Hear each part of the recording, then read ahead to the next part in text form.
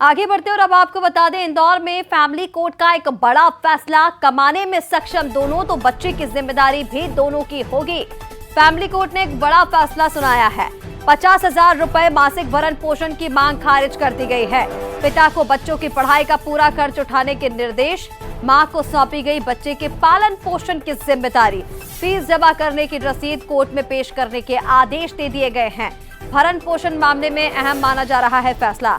तो Indore family court का एक बड़ा फैसला सामने आया है और कोर्ट ने ये साफ कर दिया है कि बच्चे को पालने की जिम्मेदारी, उसका खर्च चलाने की जिम्मेदारी अगर माता पिता दोनों सक्षम हैं तो दोनों की ही होगी।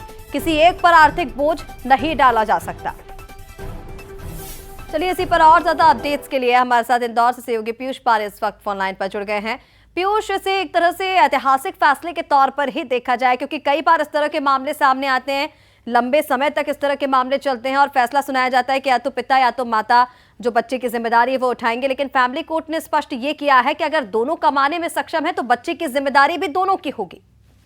देखिए, बिल्कुल अगर बात करें तो फैमिली कोर्ट ने एक अहम फैसले में कहा है कि यदि पति पत्नी दोनों कमाने में सक्षम है तो बच्चे के पालन पोषण की जिम्मेदारी भी दोनों की होगी। दरअसल कोर्ट ने बेटे के लिए पति से 50,000 रुपए मासिक भरण पोषण दिलाने की मांग की याचिका का ये निराकरण किया है और पिता को बच्चे की पढ़ाई का पूरा खर्च उठाने और माँ को बच्चों के पालन पोषण की जिम्मेदारी सौंपी है। साथ ही पिता को समय समय पर फीस जमा करने की भी रसीद कोर्ट में जमा करनी होगी। दरअसल ये जो याचिका थी, इसमें अधिवक्ता पंकज खंडेलवाल ने पैरवी की थी और इसमें दंपत्ति की शादी 7 दिसंबर 2015 को हुई थी और दोनों विवाद के बाद से अलग रह रहे थे। उसके बाद में कहीं न कहीं सीधे तौर पर ये फैमिली कोर्ट ने एक बड़ा फैसला सुनाते हुए सीधे तौर पर दोनों ही पति और पत्नी को निर्देश दिए हैं। जी,